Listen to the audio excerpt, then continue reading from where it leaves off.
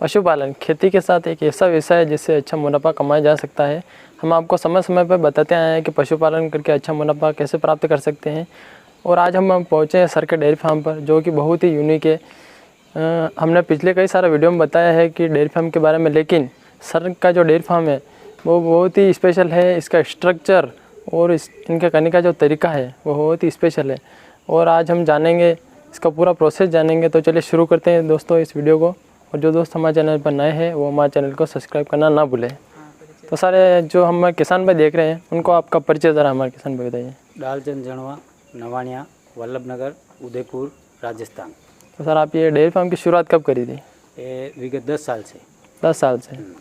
आपने कैसे करी इसकी शुरुआत, कितने पशु के साथ करी है और अभी आपके पास कितने पशु हैं?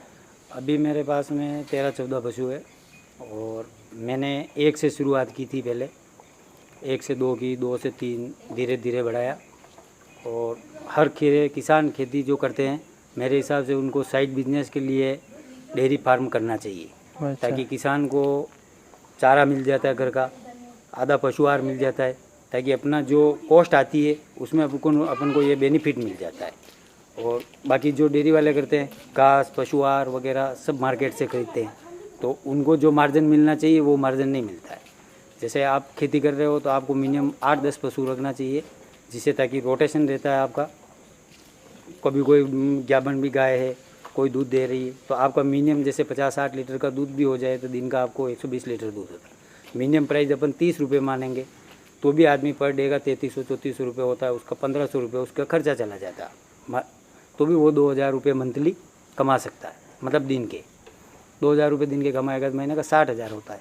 तो ये उसको खेती करने वाले को लिए सबसे बेनिफिट है, क्योंकि वो 6-7 लाख रुपये टर्न ओवर इसे कर लेगा तो उसकी खेती है जो उसके प्लस रह जाएगी।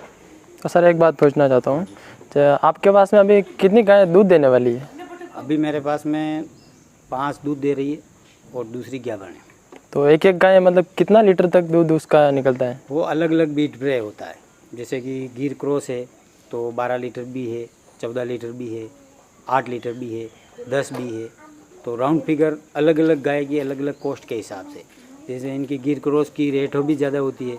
मेरे पास अभी फ़िलहाल 1.5 लाख रुपये तक की भी गाय है, 1 लाख से लगा के 1.5 लाख रुपये तक की ये है। तो सर एक बात बताइए, जैसे कि बहुत सारे किसान भाई हैं जो वो प्योर देसी रखते हैं या एचएफ रखते हैं या गिर रखते हैं। आपने मतलब क्रॉस या ब्रीड का सिलेक्शन किया है? क्रॉस का सिलेक्शन इसलिए किया कि जैसे अपन जर्सी रखेंगे तो जर्सी गाय क्या है कि उसकी फैट आप कितनी भी कोशिश करो 1.5 से लगा के 2 की फैट आएगी। तो 2 की फैट वो डेयरी वाला आपका दूध लेने से मना करेगा, या वो फैट से लेगा। 7 रुपये फैट के हिसाब से आपका दूध 14 रुपये लीटर लेगा। और जो हम ये बीड रखते हैं, हमारे एवरेज कोटी की फैट बेचती है 4.5 से 5, तो हमारा क्या है 30 लीटर 32 लीटर दूध हो जाता है। तो उसे क्या अपन को मार्जिन ज़्यादा मिलता है। अब अपन जैसे कि गिर क्रॉस गाय ले रहे हैं, अब गिर क्रॉस गाय अपन ने एक गाय ली जिससे मान लो 10 लीटर दूध दे रही है, तो 10 और 10 20 लीटर दूध हो गया पर डे का। तो अपन 30 रुपये से कॉस्ट मानेंगे तो 600 रुपये एक गाय के और मिनिमम गाय आप कितना भी दम लगाओ 200-250 रुपये तक खा जाएगी, तो भी आपको 400-450 रुपये पर गाय छोड़ेगी।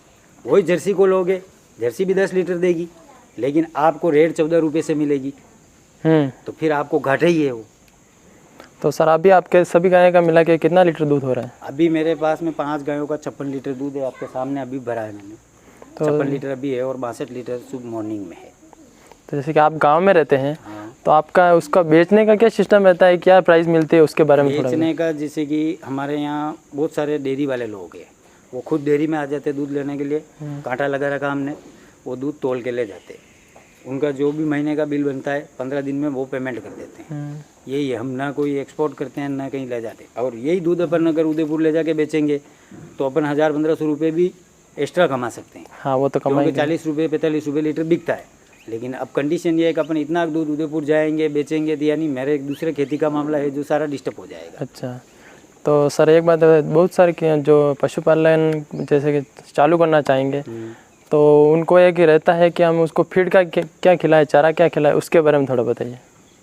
एक तो उनको मॉर्निंग को तो आटा देना ही है अपन को, जैसे हम देते हैं मोनबो की खड़ और गेहूं का दलिया और मेथी, जो मेथी बाप के देते हम, ये तीनों मिक्स करके उसको खिलाते हम। एवरेज एक गाय को सूखा बाटा 5 किलो एक टाइम का चाहिए, सब मिला के। अच्छा 5 किलो बाटा आपको एवरेजिंग देना ही पड़ेगा। और क्योंकि वो गाय 10 लीटर 12 लीटर दूध देती है। उसके बाद में आपको 11 बजे 10 बजे जब भी आपको टाइम मिले उस समय पानी पिलाओ। उसमें उसको हरा घास हो तो हरे घास की व्यवस्था कर दो, नहीं तो आपको सूखला वगैरह जो भी आपके खाद्य सामग्री मिले वैसी व्यवस्था। और मैं सभी किसान भाइयों को यही बात कहना चाहता हूँ कि कोई नौकर रख के डेयरी नहीं करे, तो गाय हमेशा घर मालिक देख रेख में ही गाय बनती है। जो आदमी नौकर के भरोसे छोड़ के मैं ऐसा बिजनेस कर दूं, आप मालिक के ले लो, वो 1 साल के अंदर फेल है। तो अपने को देखना ही पड़ेगा आगे कि कैसा प्रोसेस है। गाय को अपन 10 बार देखेंगे तो 10 बार उसकी अपन को जानकारी रहेगी। अपन नौकर के भरोसे छोड़ेंगे, उसको क्या करना, उसको चारा खिलाया नहीं खिलाया, कम हुआ दूध हुआ, ये सारी समस्या आएगी। इसलिए जो भी करे नौकरों के भरोसे नहीं करे, आप साथ में नौकर रख के करें, लेकिन टाइम आप पूरा दें। यही कहना चाहता हूँ मैं। तो आप इसको हरे चारे के लिए क्या प्रोसेस है आपके बारे में? हरे चारे हम खेतों में नेपियर घास लगाते हैं, अभी बरसी लगाते हैं, रचका लगाते हैं। तो सारा सामान आता है, हमारा ट्रैक्टर जाता है हमारे खेत से कटिंग करके लाता है। कुटी मशीन लगी हुई है, कुटी करके फिर सब सारे पशुओं को खिला देते हैं। ताकि कुटी करने से आपको आधा चारा ही चाहिए। आप जैसे पशु को पूरा डालोगे तो पशु उसमें थोड़ा खाएगा, फिर उसको छोड़ देगा। और उसके अलावा भी सबसे बड़ा नुकसान ये होगा पूरा चारे में कि वो 2 घंटे 3 घंटे तक उसको खाता रहेगा, तो फिर वो वागोल करेगा ही नहीं। और जो पशु वागोल नहीं करेगा, इसका मतलब उसको नुकसान ही है पशु को, न वो दूध बढ़ा सकता है। तो जब तक गाय घंटे आधे घंटे में खा के 5 घंटे 6 घंटे रिलैक्स नहीं करेगी, जब तक उस गाय का दूध नहीं बढ़ेगा। ये मैं लिख के दे सकता हूँ कि कभी नहीं बढ़ेगा। तो सर आप एक बताइए, आप इनको दिन में कितनी बार चारा खिलाते, बाटा वगैरह? हम सुबह इनको सूखला खिलाते हैं, दोपहर को इनको हरा घास चारा खिलाते हैं और शाम को वापस सूखला खिलाते हैं। 3 टाइम खिलाते हैं। तो जैसे कि मैं एक बात पूछना चाहता हूँ, जैसे बहुत सारे किसान हैं या सिंपल तरीके से जो डेयरी फार्मिंग करते हैं, वो उनको दिन में 4-5 बार चारा डालते हैं, वो सिस्टम। तो उसके बारे में थोड़ा बताइए। जैसे आप दिन में 3 बार 4 बार चारा डालोगे, पशु क्या है जब चारा खाता है तो वो क्या पूरा निगलता है चारा अंदर पूरा, वो उसको फिसल के पूरा खा लेगा। जब अब वो जो उसने खाया है वो उसका वागोल नहीं होगा तो न तो उसका दूध बढ़ेगा और उसके कैल्शियम की भी डाउन होगा, और वो गाय भैंस कुछ भी हो वो तंदुरुस्त कभी नहीं। आप कितना भी डालोगे, उसको जो खाना है वो आप कुटी कर हरी चारे की कुटी करके डाल दोगे, मिनिमम आधे घंटे के अंदर वो खा के कंप्लीट बैठ जाएगी। आप डबल डाल दोगे तो भी वो नहीं खाएगी। और अपन जो देसी गाय जैसे जर्सी गाय, ये पूरा दिन खाएगी। और गिर क्रॉस की यही विशेषता है, उनको जो खाना है वो खा के उसके बाद में चाहे भले चारा पड़ा रहो वो नहीं खाएगी, वो उसके लेवल से बैठ के वागोल करती रहेगी। मैंने इनका पशुओं के लिए जो बना रखा है वो है 50 बाई 120 का प्लॉट है।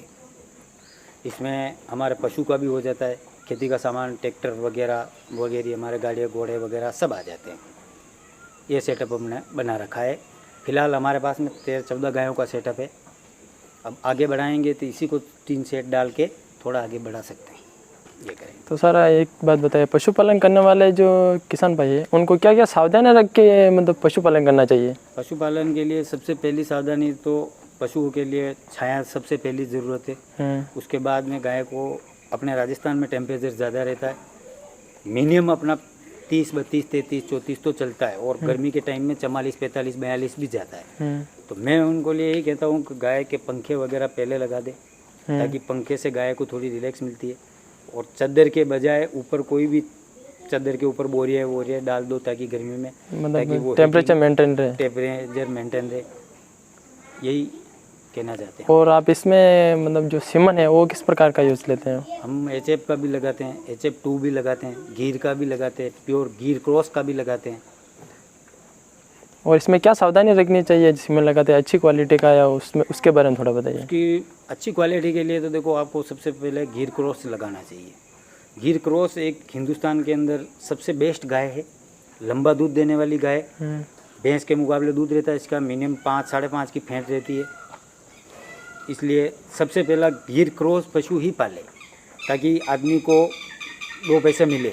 गिर क्रॉस 2.5 महीने में ज्ञापन हो जाती है, और 8 महीने तक वो दूध देती है। यानी आपको उसका टाइम छोड़ना सिर्फ 1 महीना 1.5 महीना मान लो, 1.5 महीने आपको छूट है। बाकी जो पशु होते हैं अपने, वो तीसरे महीने चौथे महीने में ही दूध देना बंद कर देंगे। तो अब आपको उसको 5 महीने रेगुलर उसको चारे खिलाना, तो आपके वो महीने सो देगी। इसलिए गिर क्रॉस गाय रखो और 2.5 महीने में सीमन लगा दो, ताकि वो पशु आपके लंबा टाइम तक दूध रहे।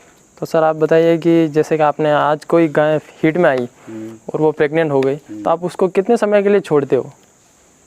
जैसे कि आज अगर हीट में आई है और हमने इंजेक्शन लगवा दिया, तो हम इंजेक्शन क्या है 2 दिन तक लगवाते हैं।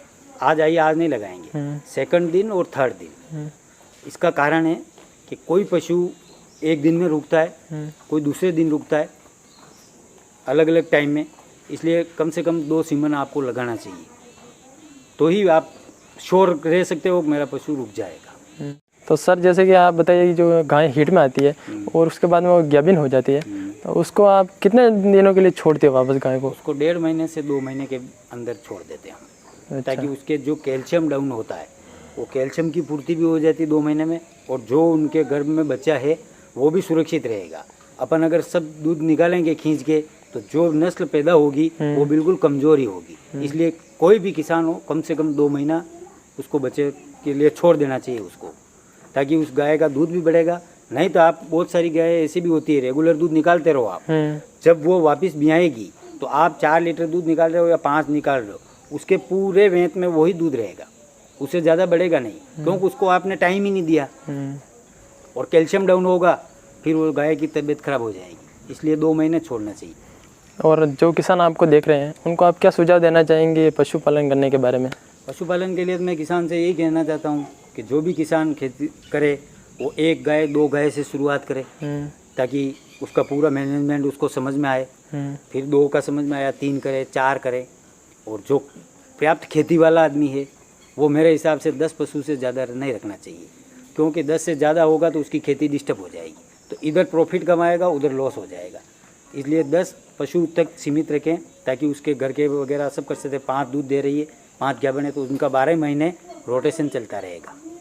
यही सुझाव देना चाहता हूँ। तो दोस्तों जैसे कि आपने देखा कि सर ने बहुत ही अच्छी जानकारी बताई, तो उम्मीद है दोस्तों आपको हमारा वीडियो पसंद आया होगा। अगर वीडियो पसंद आया हो तो हमारे वीडियो को लाइक करें, चैनल को सब्सक्राइब कर लें और अन्य किसान भाई तक शेयर जरूर करें। और हम अगले वीडियो में सर से जानेंगे इसी शेड की लंबाई चौड़ाई और इसकी पूरी जानकारी जानेंगे।